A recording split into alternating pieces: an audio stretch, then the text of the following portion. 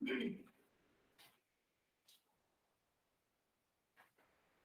देखिए last class में हम लोग यहाँ पे अटके थे।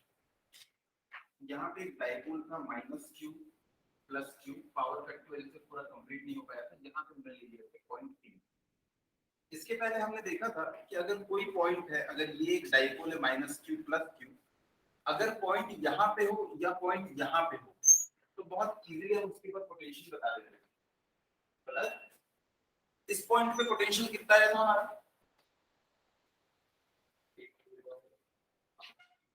r स्क्वायर है कि नहीं, kp/r² एम्पायर। यहाँ पे कितना आया था, 0 आया। ये दो पोजीशन पे हमें पता है। अब मैं चाह रहा हूँ कि किसी एक तीसरी पोजीशन के ऊपर निकालूं, इसके ऊपर पोटेंशियल कितना होगा। तो अब हमारे पास एक तीसरी पोजीशन है, ये वाली, इसके ऊपर हमें निकालना है। तो सबसे पहला काम हमने क्या किया, इसके सेंटर से जोड़ दिया। इसको जोड़ने के बाद हमने बताया कि थीटा एंगल है। इस पॉइंट के ऊपर आपको पोटेंशियल निकालना है। पॉइंट की लोकेशन हम कैसे बताएंगे कि सेंटर से तो थीटा एंगल बनाते हुए पॉइंट P, और इसका जो पोजीशन वेक्टर है वो है r। अब हमें इस पॉइंट चार्ज के कारण निकालना है कि इसके ऊपर कितना पोटेंशियल आया। पोटेंशियल का एक ही फॉर्मूला है, kq/r। r क्या होता है, distance between point and charge. तो ये r की जगह पे हमको रखना पड़ेगा डिस्टेंस। तो देखो इस पॉजिटिव q के कारण इसके ऊपर क्या पोटेंशियल आएगा वो हमको निकालना है। तो k q में ये वाली डिस्टेंस कितना पड़ेगा, और ये वाली डिस्टेंस तो r ले चुके हैं, तो हमने इसको कितना लिया था, r, इसको r2 लिया था, और ये वाली डिस्टेंस को मैंने मान लिया, ये वाली डिस्टेंस जो है वो है r1। तो देखो इस चार्ज के कारण इसके ऊपर जो पोटेंशियल आएगा वो होगा k q में r2, और इस चार्ज के कारण इसके ऊपर जो पोटेंशियल आएगा वो हो जाएगा k -q में r1। क्योंकि तो हमेशा गिवन होता है, r1 और r2 को हमें यहाँ पे कैलकुलेट करना है। तो क्वेश्चन में हमेशा q और k तो हमें पता होता है, k की वैल्यू होती है हमको याद है, q की वैल्यू क्वेश्चन में गिवन होती है, r1 और r2 कैसे कैलकुलेट करना है। तो r1 और r2 को हम किसके टर्म्स में कैलकुलेट करेंगे, r के टर्म्स में। क्वेश्चन में हमेशा गिवन होगा कि सेंटर ऑफ डाइपोल से पॉइंट P जो है वो कितने डिस्टेंस के ऊपर है, ये r में हमेशा पता है। अगर ये वाला एंगल थीटा है, पिछली बार हम लोगों ने देखा था, इसको हम लोगों ने कैसे सॉल्व करने की कोशिश की थी, हमने वहां पे एक एजम्पशन लिया था। वो एजम्पशन कुछ ऐसा था कि अगर कोई दो लाइन आपस में बहुत कम एंगल बना रही है, जैसे कि एक लाइन ये है और एक लाइन ये है, मान लीजिए इनके बीच का जो एंगल है थीटा ये बहुत कम है, तो इस कंडीशन में क्या होता है, छोटी लाइन से बड़ी लाइन के ऊपर आप एक परपेंडिकुलर ड्रॉ करते हैं। हमने ये परपेंडिकुलर ड्रॉ किया, तो इसकी जितनी लेंथ होगी ना, इन परपेंडिकुलर ने जहां इसको कट किया है इसकी भी उतनी लेंथ होगी। तो देखिए this length is equal to this length, ये हमको पता है। पर ये कब पॉसिबल है, जब थीटा बहुत छोटा हो। तो जो हमारे डाइपोल होते हैं, ये मैंने दिखाने के लिए बहुत बड़ा बनाया है, एक्चुअली बहुत छोटा होता है डाइपोल। डाइपोल की डेफिनेशन भी यही है, दो चार्ज में बहुत पावरफुल होते हैं। तो ये थीटा एंगल जो है ना, ये वाला, ये भी बहुत छोटा है। अब इस कंडीशन में देखो, मैंने बताया था छोटी लाइन से बड़ी लाइन के परपेंडिकुलर ड्रॉ करो।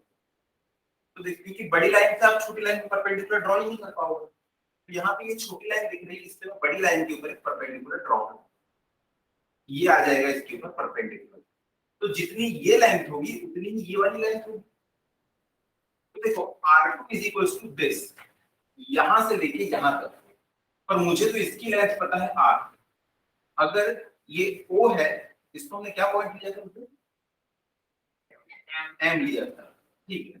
तो देखो ये वाली लेंथ है r और ये वाली लेंथ है r2, सेम यही है। तो यहां से मैं लिख सकता हूं r2 is equals to r minus om, r2 is equals to r minus om।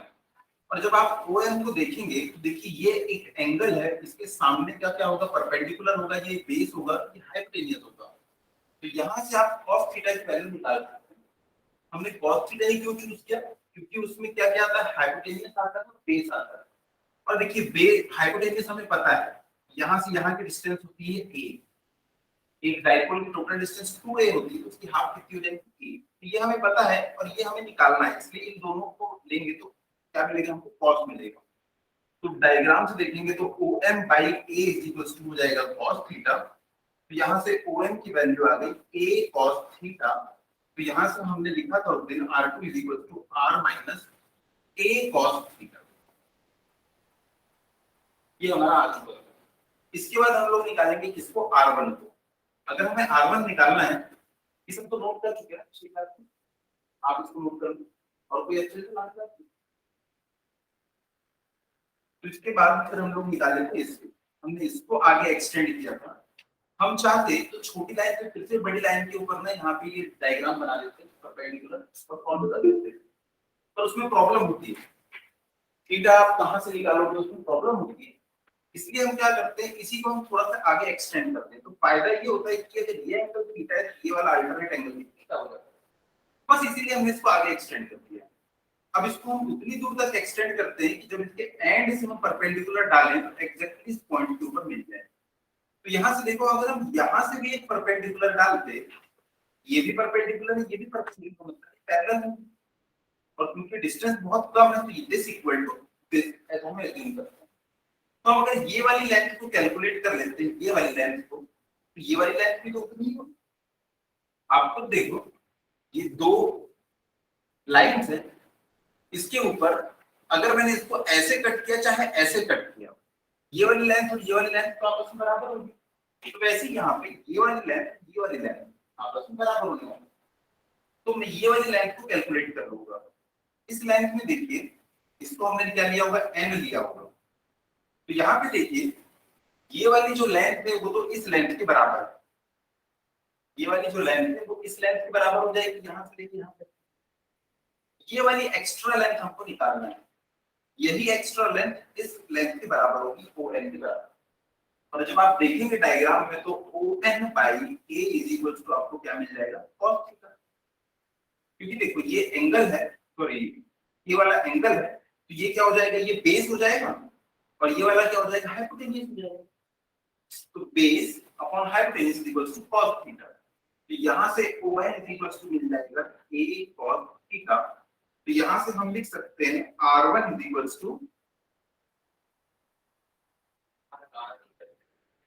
R plus A cos theta, बहुत बढ़िया, प्लस A cos थीटा। क्योंकि देखो ये R है, तो ये यहां से यहां तक की भी डिस्टेंस होगी कितनी, R।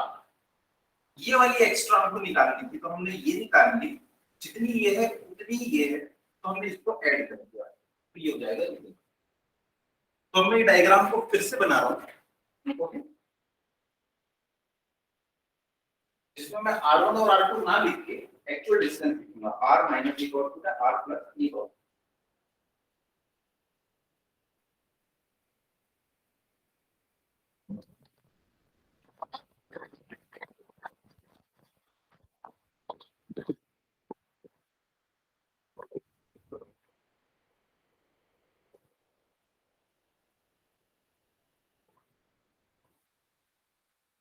चलिए,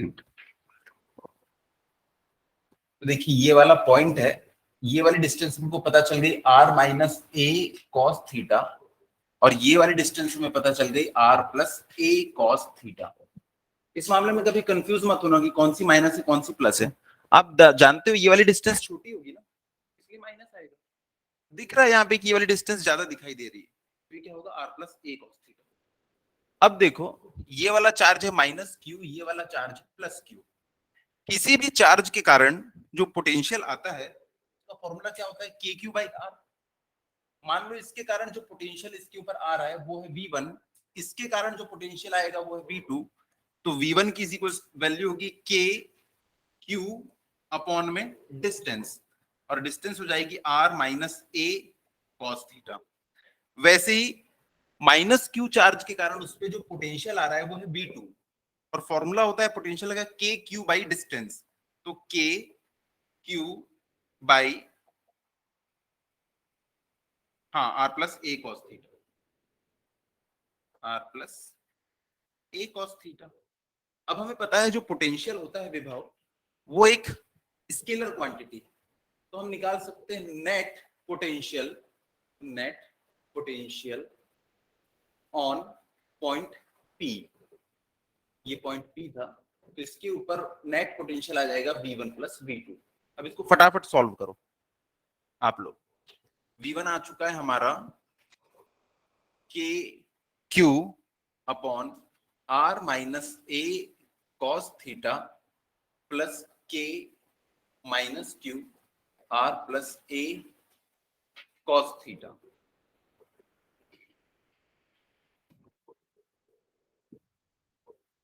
आप लोग के क्यू को कॉमन निकाल लीजिए, काम खत्म, 2 लाइन में आंसर है।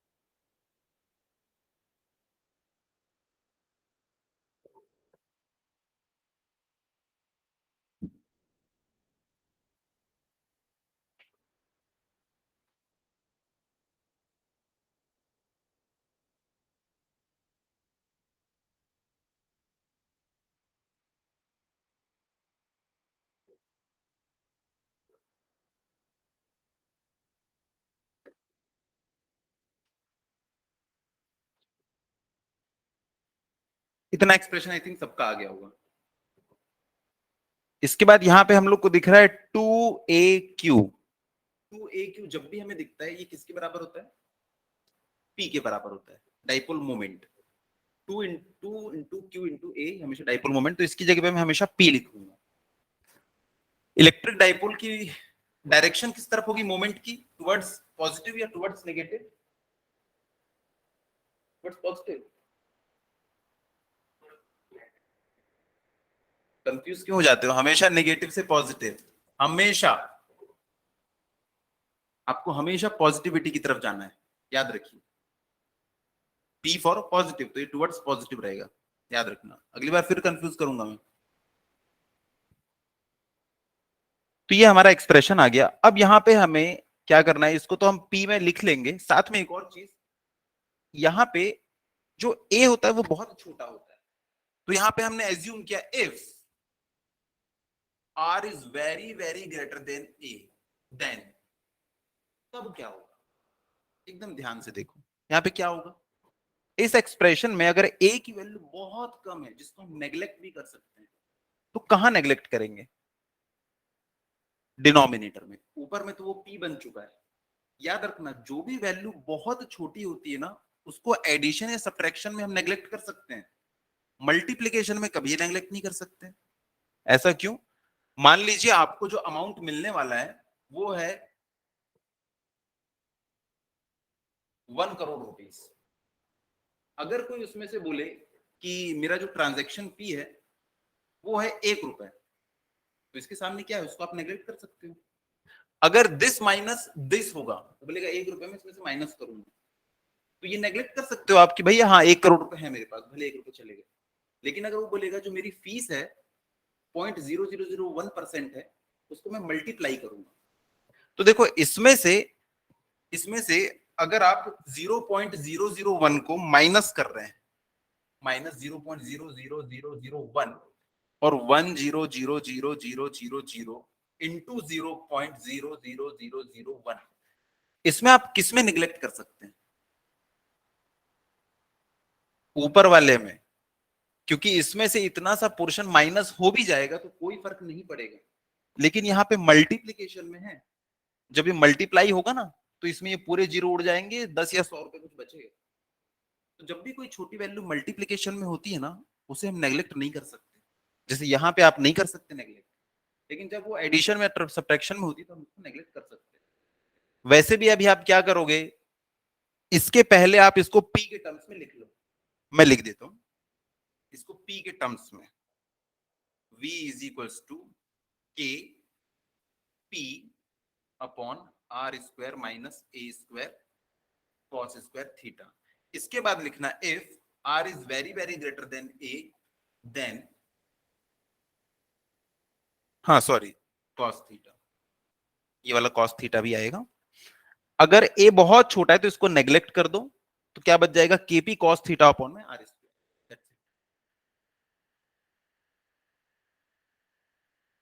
तो लिख लीजिएगा v is equals to K P cos theta upon में R square.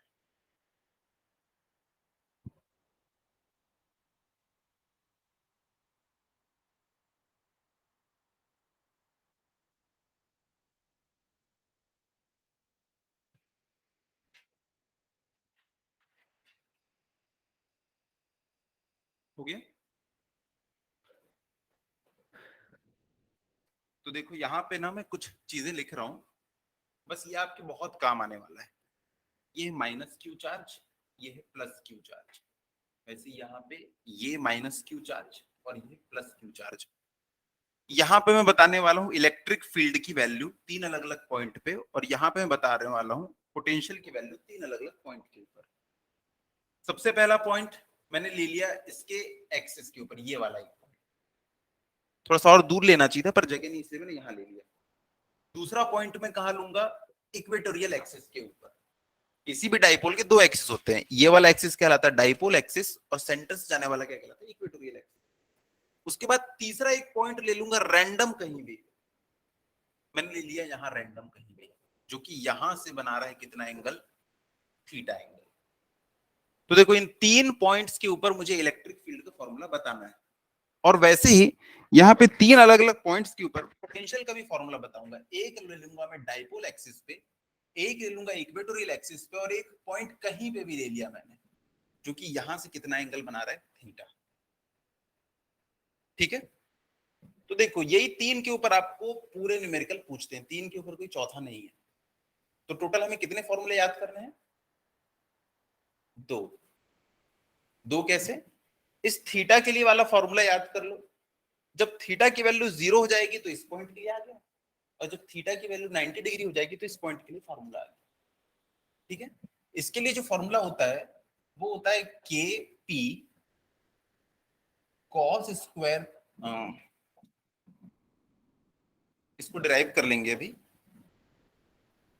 3 cos square theta plus 1। और इसके लिए जो फॉर्मूला होता है, अब भी निकाला है हमने, क्या निकाला है, K P cos theta upon R square. बस यही दो फॉर्मूले याद रखना है। अब देखो अगर आपसे पूछेगा, जिस बच्चे को ये दो फॉर्मूले याद है उसको ये दोनों भी याद है। अगर वो पूछेगा कि किसी डाइपोल एक्सिस के ऊपर अगर कोई पॉइंट है तो उसके ऊपर इलेक्ट्रिक फील्ड कितनी होती है, आप लोग पेज पलट के देखो कितनी होती है। यहां पे देखो मैं थीटा की जगह पे 0 रख दूंगा, अरे यहाँ नीचे भी तो आता है आर क्यूब, यहाँ ये कंप्लीट नहीं लिखा तो मैं, नीचे आर क्यूब आता है इसमें, ये वाला फॉर्मूला। तो देखो अगर आप थीटा की वैल्यू 0 रखोगे तो कॉस 0 कितना हो जाएगा, 1, 1 इंटू 3, 3, 3 प्लस 1 4, अंडर रूट 4 यानी कि 2। तो इसको मैं लिख सकता हूं क्या, 2 K P upon R cube. अगर थीटा हो गया 90 डिग्री तो कॉस थीटा कितना हो जाएगा, 0 हो जाएगा। 0 प्लस 1 1, इसको लिखने का मतलब नहीं है, इसको मैं डायरेक्ट लिख देता हूं KP upon R square, sorry R cube, KP upon R cube. वैसे यहां पे देखो अगर थीटा की वैल्यू हो गई 0 डिग्री तो इसका फॉर्मूला क्या हो जाएगा, यहाँ पे केपी अपॉन में आर स्क्वायर। अगर थीटा की वैल्यू होगा 90 डिग्री, कॉस 90 0, याद करो यहाँ पे पोटेंशियल 0 आया था। अब एक बार आप पेज पलटो और इलेक्ट्रिक फील्ड के फॉर्मूले देखो, इस पॉइंट के ऊपर और इस पॉइंट के ऊपर हम लोगों ने डिराइव किया, सेम फॉर्मूले हैं या नहीं, आपके पास नहीं होगा, आपके पास भी नहीं होगा। सेम फॉर्मूले हम लोगों ने ड्राइव किए हैं। तो हमें दो फॉर्मूले अगर याद है तो हम बाकी के चार और फॉर्मूले निकाल सकते हैं। कोशिश करो इसको आप लोग भी लिख लो।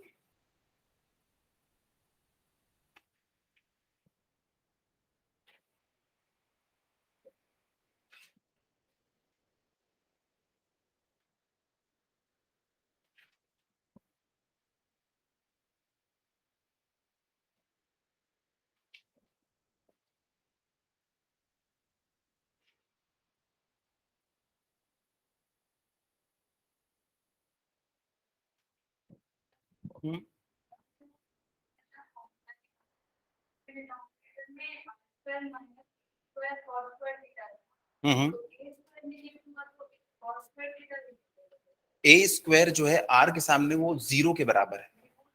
हाँ, जीरो मल्टीप्लाइड बाई समथिंग। हाँ, ए को हम जीरो मान सकते हैं।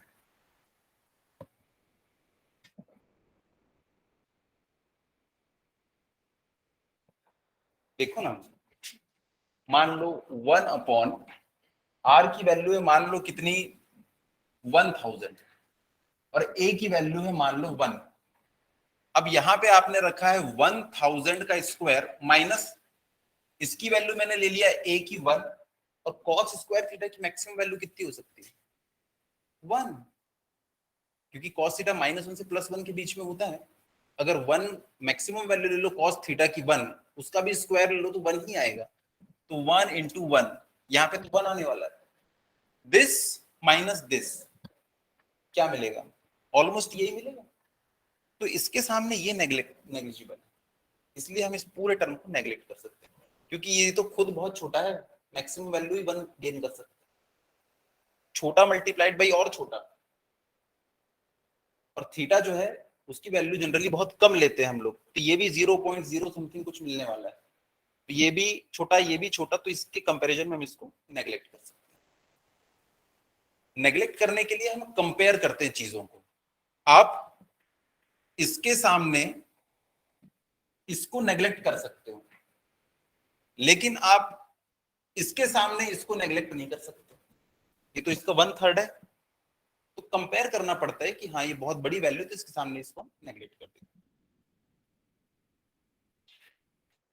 तो यहां पे हमारा ये वाला फॉर्मूला आ चुका है 2kp cos थीटा अपॉन में। अच्छा, इसको मैंने इसको नेग्लेक्ट नहीं किया, तो यहाँ पे नेग्लेक्ट कर देता हूं। b is equals to kp cos theta upon में हो जाएगा आर स्क्वायर, या इसी को हम लोग लिख सकते हैं b is equals to kp r cap upon में आर स्क्वायर। कैसे लिखे मैं भी बता रहा हूं।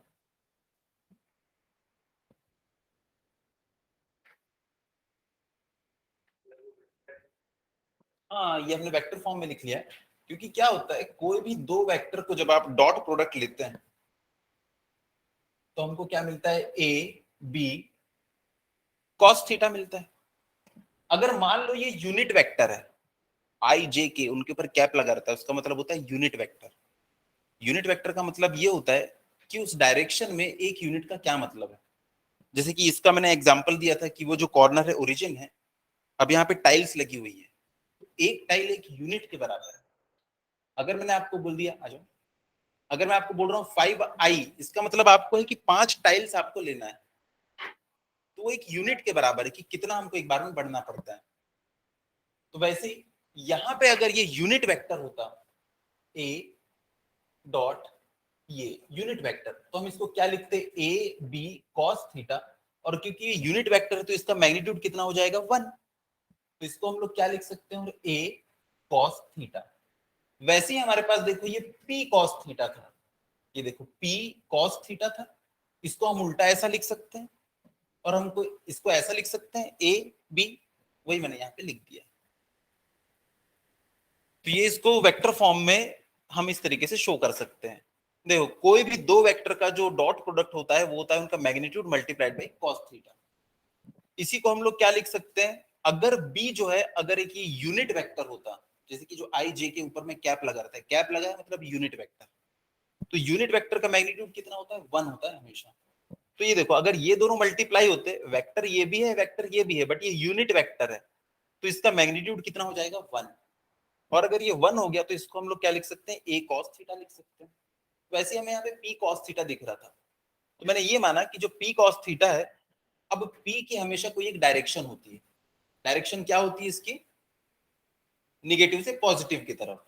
तो हमने ले लिया कि उसका जो डायरेक्शन होगा वो आर वेक्टर है, ये आर कैप, ये इसका डायरेक्शन है, कुछ भी हो सकता है ये।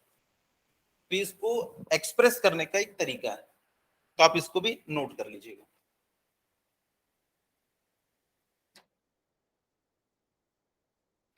जैसे देखो आई जे के, ये हमें क्या बता रहा है, किस डायरेक्शन में चलना है, एक्स डायरेक्शन में चलना है। ये हमें बताता है वाई डायरेक्शन में चलना है, ये हमें बताता है जेड डायरेक्शन में चलना है।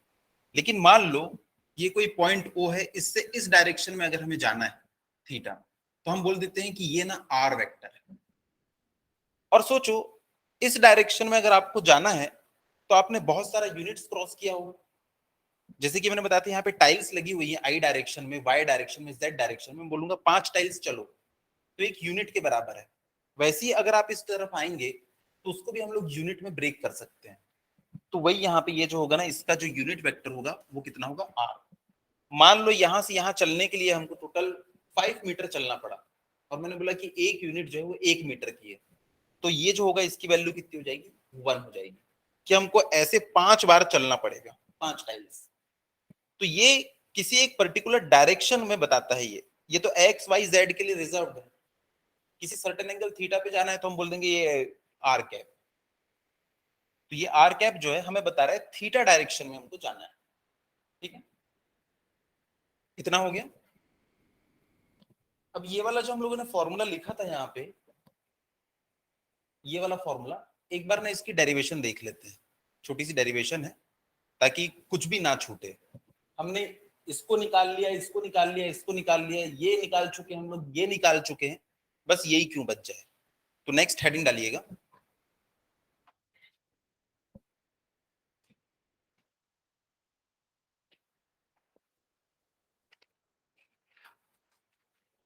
Electric field intensity at any point, electric field intensity at any point due to electric dipole.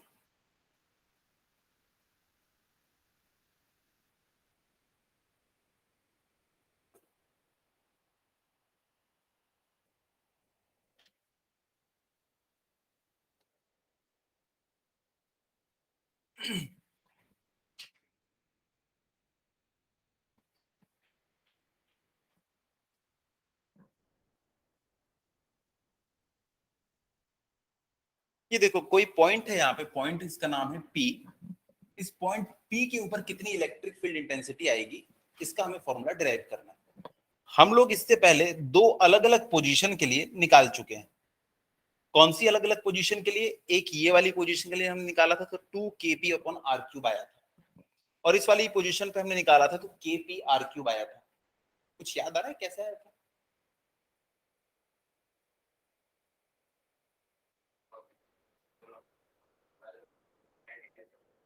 हाँ हाँ, ये पॉजिटिव है, पॉजिटिव से हमेशा अवे होता है, तो इसके ऊपर इलेक्ट्रिक फील्ड हम लोगों ने ली थी कितनी, E1, और ये नेगेटिव है तो इस पॉइंट के ऊपर इस डायरेक्शन में आएगी E2।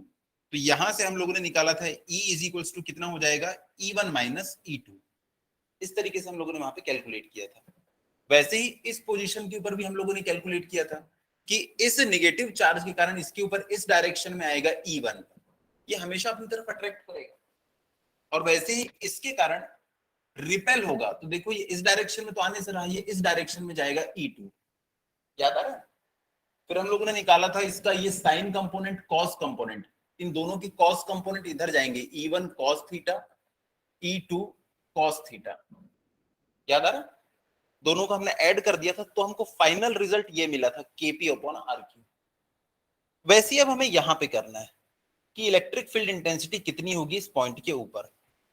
तो देखो ये पॉइंट P है। अच्छा एक बात बताओ, अगर ये डाइपोल है तो एक डाइपोल मोमेंट होगा, तो डाइपोल मोमेंट किससे हम रिप्रेजेंट करते हैं, P से, और उसकी डायरेक्शन कहां से कहां होती है, नेगेटिव से पॉजिटिव, हमेशा हमेशा। जब तक कि आप केमिस्ट्री ना पढ़ो, केमिस्ट्री में प्लस से माइनस होगी, लेकिन अभी तो हम लोग टुवर्ड्स पॉजिटिव जाएंगे। तो देखो ये है इलेक्ट्रिक डाइपोल की डायरेक्शन, सॉरी मोमेंट की डायरेक्शन पी। अब यहां पे देखो इसकी डायरेक्शन ये पी है और ये एंगल है थीटा।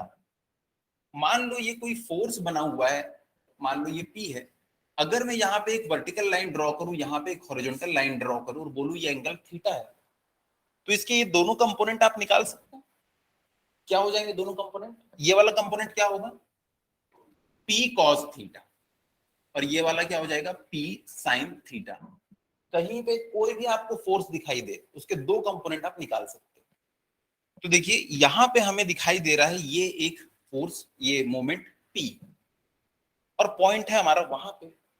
इस पॉइंट पे अगर हमको निकालना है तो हम क्या करेंगे पता है? हम इस बोर्ड को थोड़ा सा टिल्ट कर देंगे। हम इस बोर्ड को ऐसा टिल्ट करेंगे कि डायग्राम आपको कुछ ऐसा दिखाई दे। इधर आपको दिखाई दे रहा है पी, और यहां पे हो जाएगा ये वाला पॉइंट, ये आपको ऐसा कुछ दिखाई देगा। क्या मैं बोर्ड को ऐसे घुमा दूं, या आप लोग इमेजिन कर लेंगे? हमें इस वाले पॉइंट पे चाहिए था, तो ये वाली जो लाइन है ना, ये थोड़ी सी इंक्लाइंड दिख रही है, तो मैं बोर्ड को घुमा दिया। बोर्ड को कुछ ऐसा घुमाया कि ये लाइन आपको ऐसी हॉरिजॉन्टल दिखने लगी। अब ये लाइन हॉरिजॉन्टल है, इससे एक वर्टिकल भी मैंने ड्रॉ किया। अब बताओ यहाँ पे ये कितना हो जाएगा? पी कॉस थीटा, और ये कितना हो जाएगा? P sine theta. अब इसके बाद मेरा काम तो हो गया। अब मैं बोर्ड को वापस से सीधा कर दूं। अगर मैं बोर्ड को वापस से सीधा कर दूं तो क्या लगता है ये क्या हो जाएगा? पी कॉस थीटा, और यहां पे देखो इससे 90 डिग्री बनाते हुए ये क्या हो जाएगा? P sine theta. एग्जैक्ट। जिसको इतना समझ में आ गया उसको फिर आगे कोई दिक्कत नहीं है। तो इतना पहले ना आप ये वाले डायग्राम को ड्रॉ कर लो, फिर इसके बारे में मैं दो चार शब्द लिखाऊंगा, उसके बाद फिर हम इसको आगे सॉल्व करेंगे। डेरिवेशन बहुत इंपॉर्टेंट है, हो सकता है आप लोग के टेस्ट वगैरह में या एग्जाम में आ जाइए।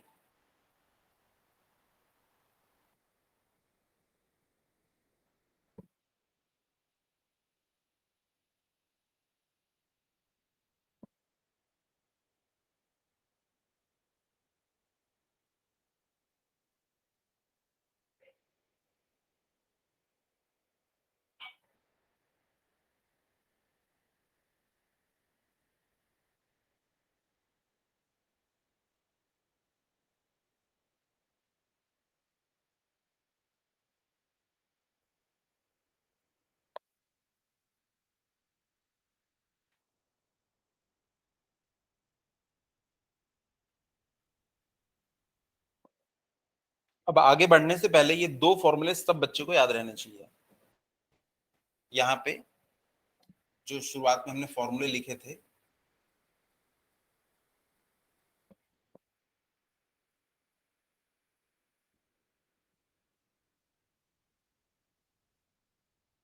एक ये वाला फॉर्मूला कि जब कोई पॉइंट इक्वेटोरियल एक्सिस के ऊपर होता है तो उसके ऊपर इलेक्ट्रिक फील्ड इतनी होती है, और कोई पॉइंट जो कि डाइपोल एक्सिस के ऊपर होता है तो उसके लिए इतनी होती है। अभी बाद में हमको पेज ना पलटना पड़े। अगर डाइपोल एक्सिस के ऊपर है तो उसके लिए कितना हो जाएगा? 2kp upon R cube. और अगर इक्वेटोरियल एक्सिस के ऊपर है तो कितना हो जाएगा? kp upon R cube. बस हम लोगों ने वहां पे लिखा भी था कि इसकी वैल्यू इसके जस्ट डबल होती है, तो एक याद रखो, दूसरा याद रहेगा। अगर मान लो यहाँ पे ये जो डाइपोल मोमेंट था ये p था, तब ये वैल्यू आई थी। मान लो डाइपोल मोमेंट जो था वो आपका आपका नाम क्या? अबीर। अगर मान लो इसकी जगह पे ये a होता तो फॉर्मूला क्या होता? 2ka upon R cube. मान लो ये a की जगह पे होता है a tan थीटा, तो फॉर्मूला क्या होता? 2k a tan theta. मतलब जितना मोमेंट है उसको यहाँ पे रख दो सीधा, डाइपोल मोमेंट p की जगह। डाइपोल मोमेंट को ही हम लोग को यहाँ पे रखना है। तो चलो अब इसको रखते हैं, पहले यहाँ वापस से लिख दूं p। अब देखो हम क्या करने वाले हैं, यहाँ पे थोड़ा सा खेलना है इसमें हमें। एक बार देखो क्या है, हमने माना कि यहाँ पे ना एक डाइपोल रखा हुआ है और एक डाइपोल यहाँ पे रखा हुआ है, ऐसा हम क्यों मान रहे हैं? क्योंकि देखो ये वाला जो पॉइंट है, अगर मैं ऐसा एज्यूम कर लूं कि यहाँ पे एक डाइपोल रखा हुआ है कुछ इस तरीके का, तो देखो इस डाइपोल के लिए ये क्या हो जाएगा, डाइपोल एक्सिस के ऊपर। और अगर मैं ऐसा एज्यूम कर लूं कि यहाँ पे भी ये देखो ये एक डाइपोल रखा हुआ है, तो इस डाइपोल के लिए ये कहां पे है, इक्वेटोरियल पोजीशन पे है। आप लोग सब समझ गए। अगर -q + q, अगर इसकी वैल्यू है s cos क्यूब थीटा, तो यहां पे जो पॉइंट होगा बताइए उसके लिए कितना हो जाएगा electric field, 2k s cos cube theta upon में r³। बस 2k p/r³ याद रखना है हम। तो वैसे ही यहां पे देखो, फिर से मैं आप लोगों को बोर्ड को थोड़ा सा टिल्ट करके दिखाता हूं। अगर हमने बोर्ड को टिल्ट कर दिया, ये देखो ये वाले बोर्ड को मैं ऐसा टिल्ट कर दूंगा कि आपको ये वाला दिखाई देगा और ये दिखाई देगा। यहाँ पे ये एक कोई नेगेटिव चार्ज, पॉजिटिव चार्ज, यहाँ पे ये देखो आपको ऐसा दिखाई दे रहा है p cos थीटा। अच्छा एक बात बताओ, यहाँ पे नेगेटिव चार्ज होगा या नेगेटिव चार्ज यहाँ पे होगा? हमारे एजम्पशन के हिसाब से नीचे रहेगा। यहाँ एक्चुअल में कोई डाइपोल है ही नहीं, हम बस ऐसा एज्यूम कर रहे हैं कि अगर ये कोई डाइपोल मोमेंट हमको दिख रहा है तो हो सकता है यहाँ पे कोई डाइपोल हो, इमेजिनरी डाइपोल। तो इस इमेजिनरी डाइपोल का नेगेटिव चार्ज यहाँ होगा और पॉजिटिव यहाँ। ऐसा इसलिए क्योंकि डाइपोल की जो डायरेक्शन होती है हमेशा टुवर्ड्स पॉजिटिव। तो ये देखो ये डायरेक्शन आपको टुवर्ड्स पॉजिटिव दिख रही है ना, तो ये पॉजिटिव होगा, ये नेगेटिव होगा।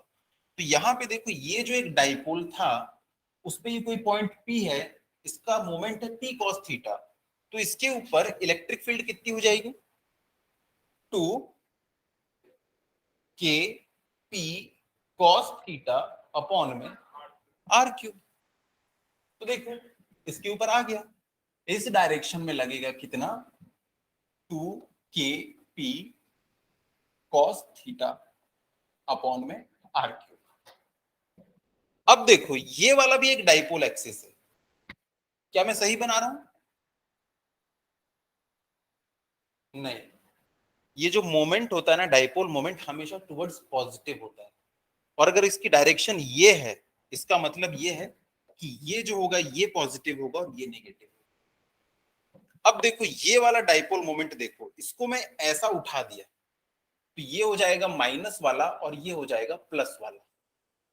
इसको देखो ऐसा उठा दिया तो ये वाला पॉइंट इसके लिए इक्वेटोरियल पॉइंट है ना। इक्वेटोरियल पॉइंट के ऊपर क्या होती है वैल्यू, हाँ kp/r³ होता था। तो यहाँ पे k तो मैं लिख देता हूँ एज इट इज, लेकिन यहाँ पे p कितना है, p sin थीटा है, तो इसको मैं लिख सकता हूँ kp sin theta upon r³। और इसकी डायरेक्शन देखो क्या रहती है, इसकी डायरेक्शन ये रहती है। अगर आप खोल के देखोगे पिछला, तो हम लोगों ने अभी अभी थोड़ी देर पहले ही मैंने बताया था कि E1 का डायरेक्शन ये था, E2 का ये था, तो इसका कॉस कंपोनेंट इस डायरेक्शन में था। फिर से मैं दिखा देता हूं, यहां पे देखो इस पॉइंट के ऊपर मैंने बताया था निगेटिव है ये इसको अपनी तरफ अट्रैक्ट करेगा तो इस डायरेक्शन में E1 लगेगा, पॉजिटिव है ये इसको इस डायरेक्शन में रिपेल करेगा तो इधर E2 लगेगा। तो इसके ऊपर जो नेट लगता है ना वो यहां पे लगता है इस डायरेक्शन। हम लोग इसको डिस्कस किए हैं, हमने निकाला था ये वाला इसका साइन कंपोनेंट, ये भी साइन कंपोनेंट, ये दोनों एक दूसरे को खत्म कर देंगे, ये दोनों मिला के इस डायरेक्शन में लगेगा। तो वैसे ही यहाँ पे जो इसकी डायरेक्शन होगी, इसकी जो डायरेक्शन होगी बताओ वो किस तरफ होगी।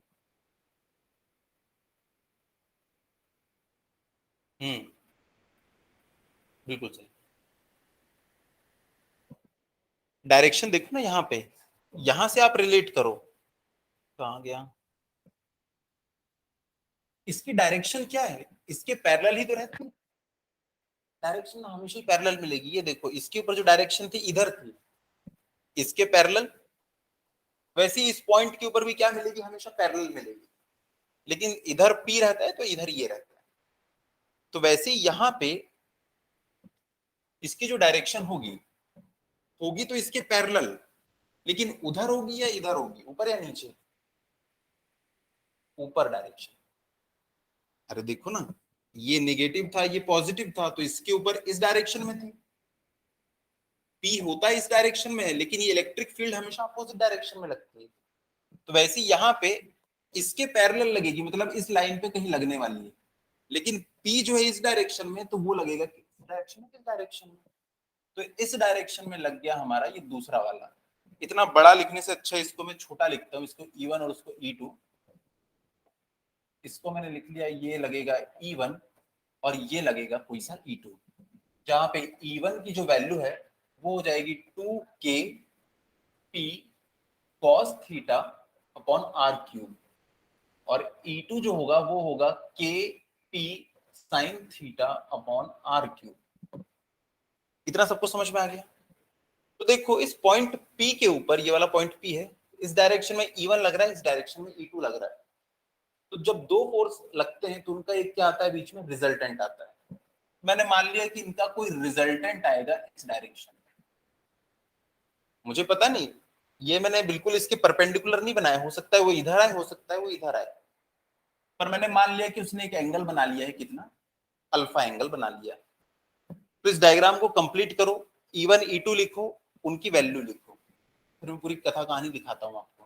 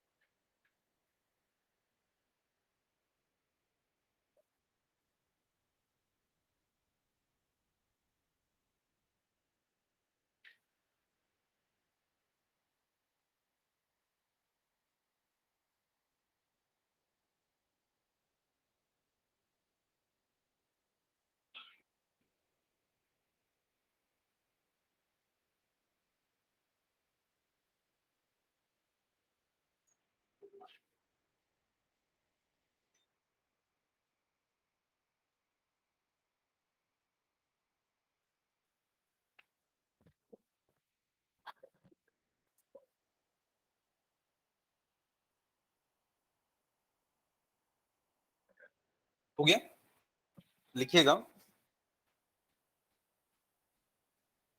Let us consider an electric dipole of length 2a. Let us consider an electric dipole of length 2a, small a, with O as center, with O as center, and हमने इस पॉइंट को कुछ दूसरा नाम देते हैं, P नाम दूंगा तो इसमें कंफ्यूजन हो जाएगी। इस पॉइंट का नाम दे देते हैं K। K, K is a point at which, K is a point at which the electric field intensity, the electric field intensity is to be found, is to be found, which is at an angle theta, which is at an angle theta with respect to, with respect to dipole axis.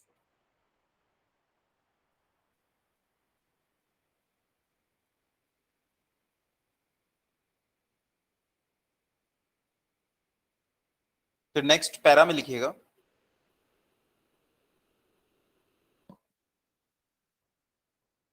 इसको भी लिखाऊं क्या कि ये सब कैसे आया, लिखा देते हैं, 2-3 लाइन की बात है।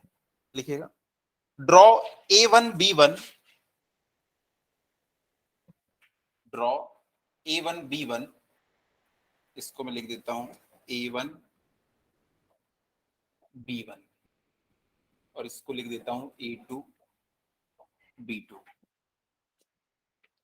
Draw A1 B1 in such a way that such a way that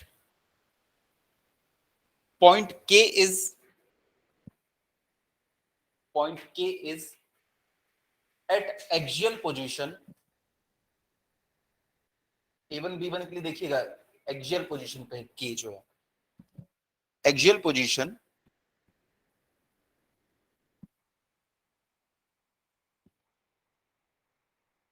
then draw A2 B2, then draw A2 B2 perpendicular to A1 B1, perpendicular to A1 B1 such that point K is at equatorial position, at such a way that point K is at equatorial position for A2 B2. हो गया, लिखिएगा.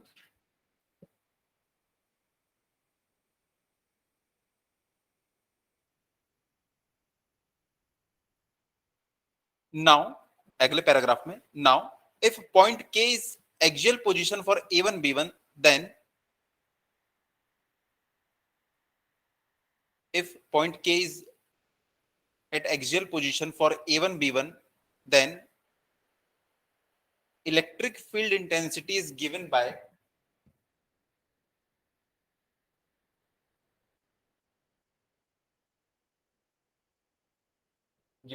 ये लिख लीजिएगा E1 is equals to 2kp cos theta upon r cube, और इसकी direction भी लिख लेते हैं हम लोग along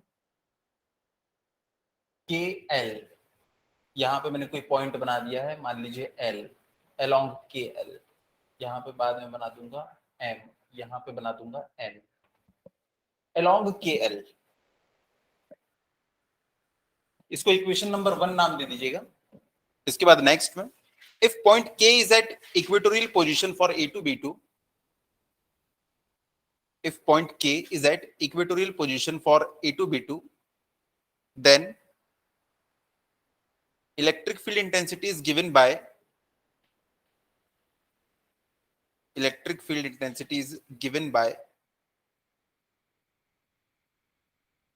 E2 is equals to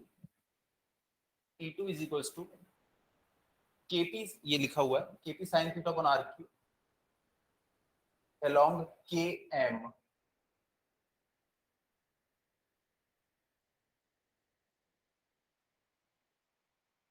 कुछ बुक्स में लिखा रहता है पैरेलल टू A2 B2, वो भी लिखा रहता है, एक ही बात है. इक्वेशन नंबर 2 है ये. Hence net electric field at point K, net electric field at point K. अभी रिजल्टेंट आप लोग को निकालना है. कोई मुझे बताएगा कितना होगा रिजल्टेंट? ये E1 है, ये E2 है, मैंने मान लिया ये E है, कैसे निकालेंगे?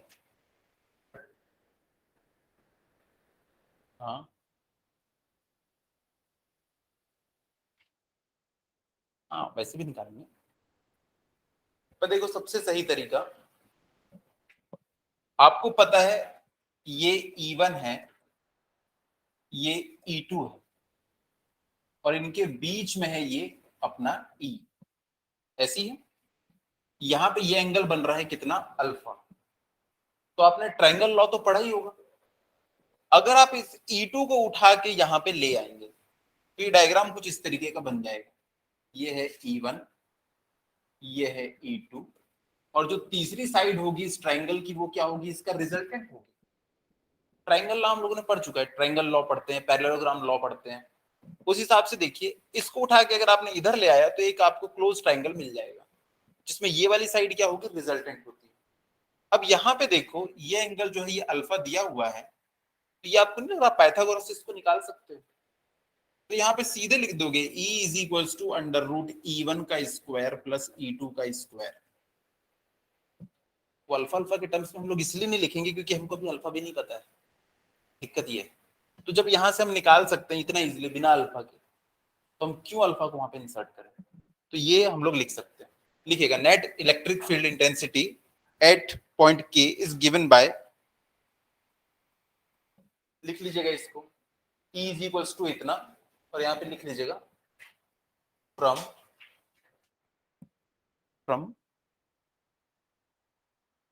Triangle law of vector addition,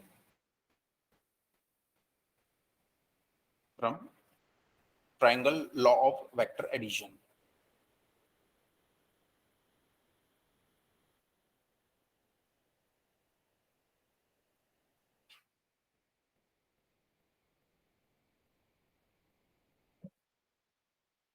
बस अब इसको निकालना है हमको, ई निकालना है, हमने E1 और E2 तो निकाल चुका है, स्क्वायर रूट के अंदर उसको रख के निकालना है। तो चलिए इसको निकालते हैं। E इज इक्वल्स टू बड़े से स्क्वायर रूट के अंदर में, पहला हमारा क्या आया था 2kp cos theta upon R cube, यही आया था।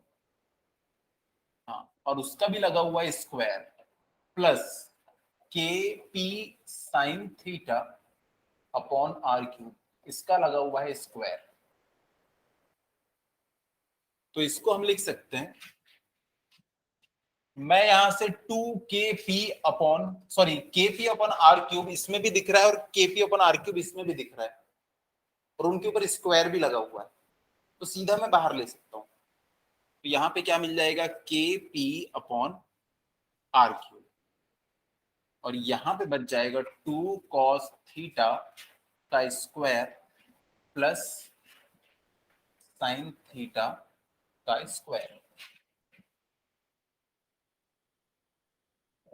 किसी को प्रॉब्लम कि यहां से मैंने kp अपॉन आर क्यूब बाहर कैसे लिख दिया?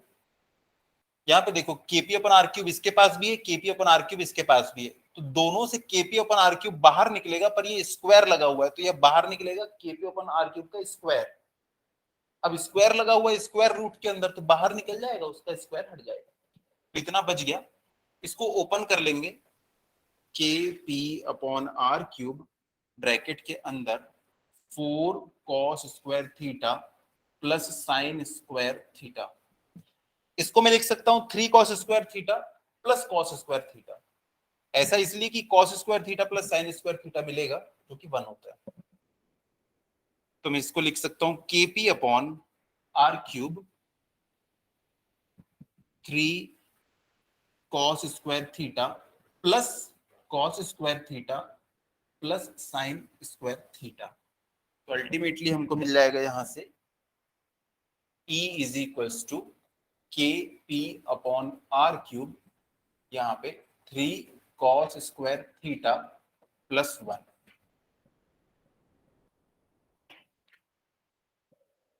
खत्म।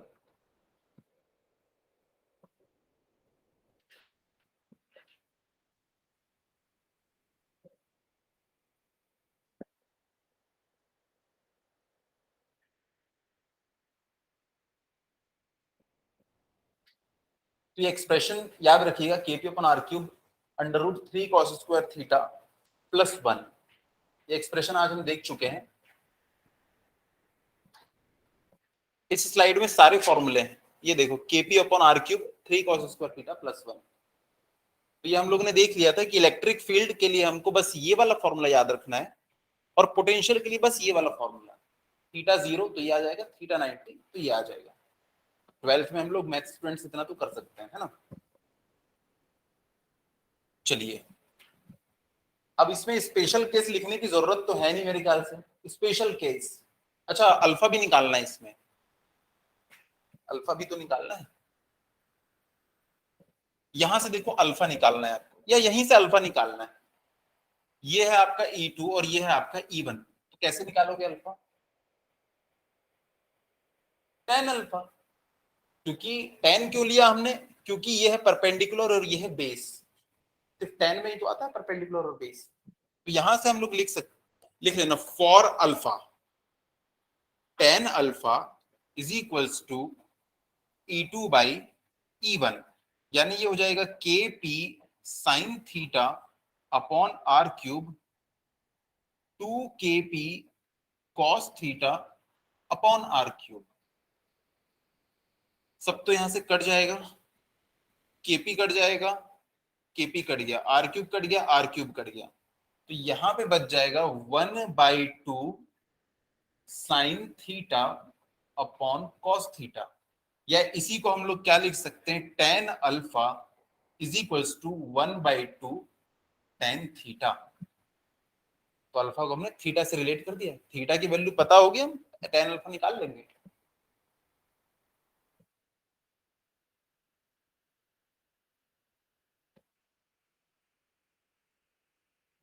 या यहीं से हम लोग लिख सकते हैं theta is equals to 2 alpha, दोनों साइड का इनवर्स वगैरह लोगे तो आपको मिल जाएगा ये, theta is equals to 2 alpha.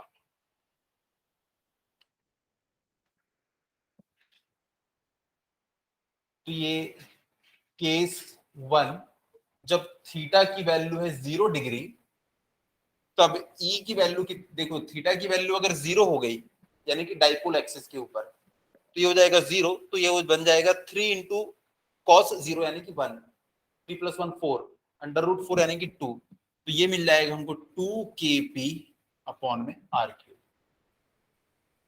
ठीक है, और अल्फा कितना होगा, 0, क्योंकि tan alpha is equals to क्या है, हाफ टेन थीटा, थीटा की value 0, tan alpha is equals to 0, तो अल्फा भी अल्टीमेटली 0 मिल गया।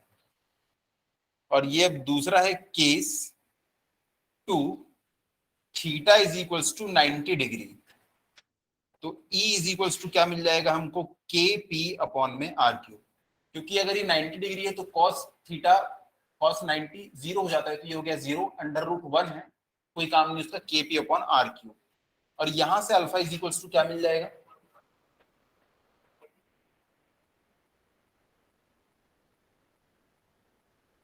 टेन 90 कितना होता है,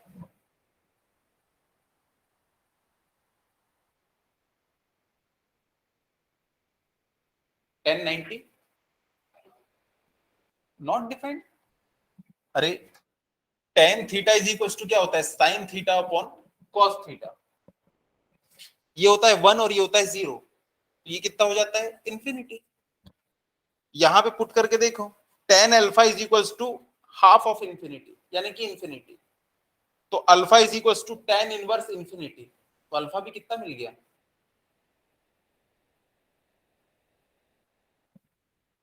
देखो टेन 90 डिग्री होता है किसके बराबर, इन्फिनिटी के बराबर।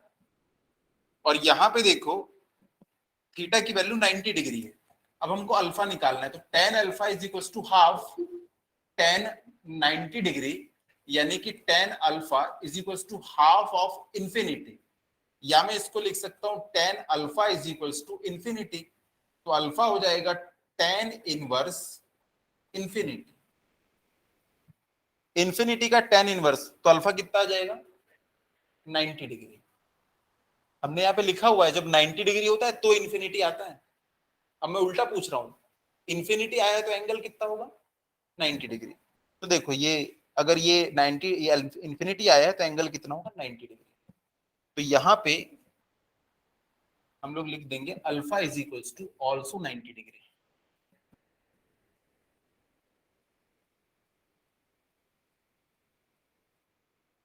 हाँ जो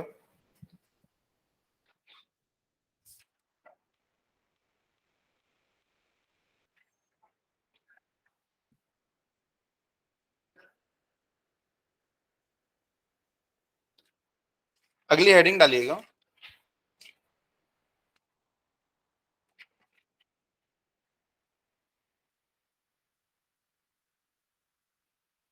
कुछ नोट लिखना है हमको, note.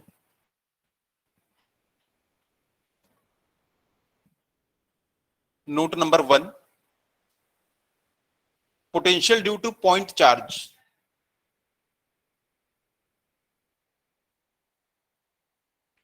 Number 1, potential due to point charge, K Q upon R square, therefore V is inversely proportional to R square। ये हमारे कंक्लूजन्स हैं। एक मिनट, के क्यू बाई आर होता है ना, के क्यू बाई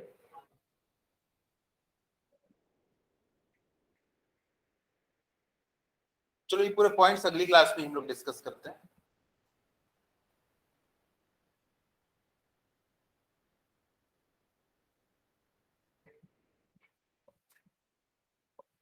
ठीक है सानिया और वंशिका, अगली क्लास में मिलते हैं। Thank you.